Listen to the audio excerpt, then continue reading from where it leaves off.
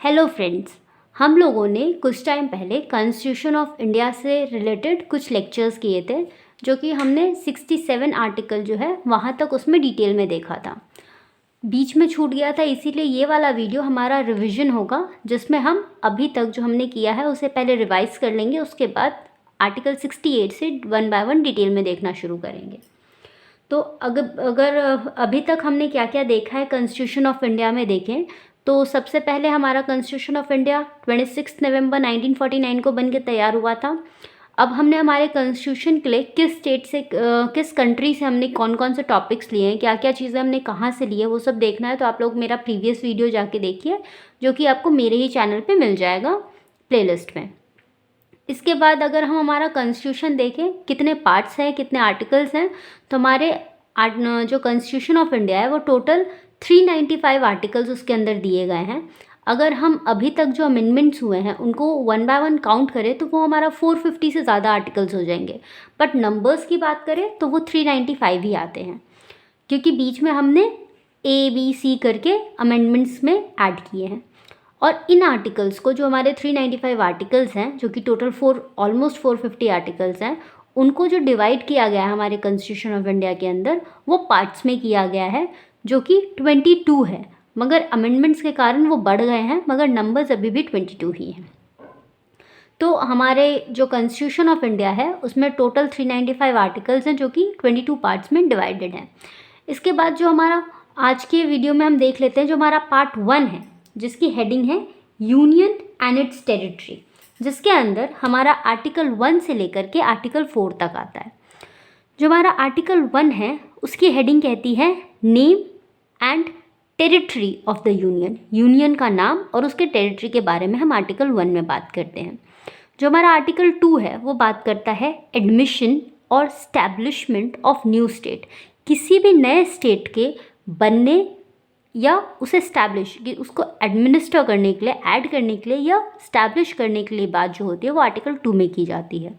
उसके बाद हमने अमेंडमेंट से आर्टिकल 2A ऐड किया था हमारे कॉन्स्टिट्यूशन में, जो कि कुछ टाइम बाद हमारे कॉन्स्टिट्यूशन से हटा दिया गया था, रिपील कर दिया गया था।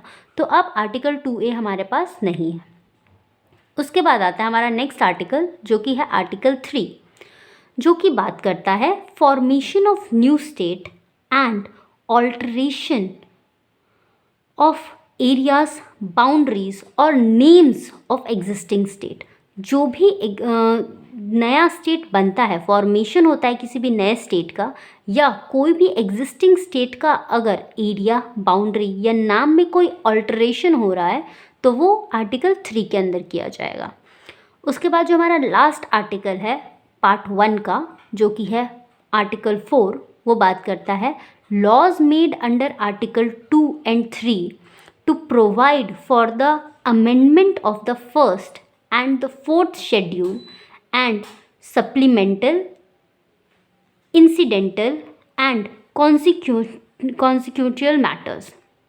तो जो हमारा आर्टिकल 4 है वो बात करता है कि जब भी कोई अमेंडमेंट आर्टिकल 2 और 3 में होगा, उसकी वजह से हमारा जो शेड्यूल है 1 और 4, शेड्यूल 1 और शेड्यूल 4 में भी उसके साथ अमेंडमेंट किया जाएगा, और उसी के साथ साथ फंडामेंटल, इंसिडेंटल और कॉन्सिक्वेंटल मैटर्स में भी चेंजेस आएंगे। ये हमारा आर्टिकल 4 बात करता है। अगर आर्टिकल 1 से लेकर के 4 तक आपको डिटेल में देखना है तो आप मेरे इसी चैनल पे कॉन्स्टिट्यूशन ऑफ इंडिया के जो वीडियोज़ हैं, जिसमें मैंने इन आर्टिकल्स को डिटेल में देखा है, डिटेल में बात किया है, वो जा कर के आप लोग देख सकते हैं। आर्टिकल 1 के पार्ट 1 के बाद आता है हमारा पार्ट 2। जो हमारा पार्ट 2 है कॉन्स्टिट्यूशन ऑफ इंडिया का, वो बात करता है सिटीजनशिप के बारे में, और इसके अंदर हमारा पार्ट 5 से लेकर के आर्टिकल 5 से लेकर के आर्टिकल 11 तक आता है। और जो हमारा आर्टिकल 5 है वो बात करता है citizenship at the commencement of the constitution.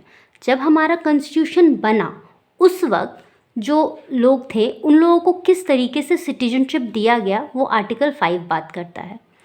उसके बाद आता है हमारा नेक्स्ट आर्टिकल, जो कि है आर्टिकल 6, जो कि बात करता है rights of citizenship of certain person who have migrated to India from Pakistan.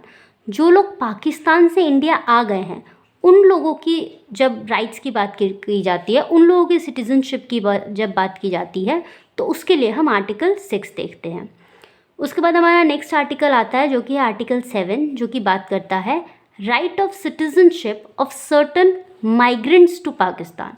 अब जो लोग इंडिया में रहते थे मगर वो लोग पाकिस्तान चले गए हैं, तो उनके सिटीजनशिप राइट्स का क्या होगा, उसकी बात हम आर्टिकल 7 के अंदर करते हैं।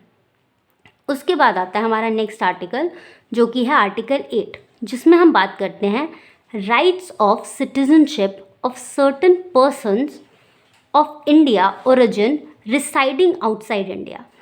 अब जो लोग हैं तो इंडिया के, जिनका ओरिजिन तो इंडिया में हुआ है मगर वो लोग इंडिया में नहीं रहते, तो उनकी बात हम आर्टिकल 8 में करते हैं, जिसमें हमारे NRI आ जाते हैं, नॉन रेजिडेंट इंडियन जो हैं, उनकी बात हम आर्टिकल 8 में करते हैं। उसके बाद हमारा नेक्स्ट आर्टिकल आता है जो कि है आर्टिकल 9, जिसमें हम बात करते हैं persons voluntarily acquiring citizenship of a foreign state not to be citizen. अब जो लोग अपनी मर्ज़ी से किसी और देश की सिटीजनशिप ले लेते, किसी फॉरेन स्टेट का सिटीजनशिप ले लेते हैं, वो लोग इंडियन सिटीज़न नहीं रहते, क्योंकि हमारे यहाँ पे सिंगल सिटीजनशिप चलता है।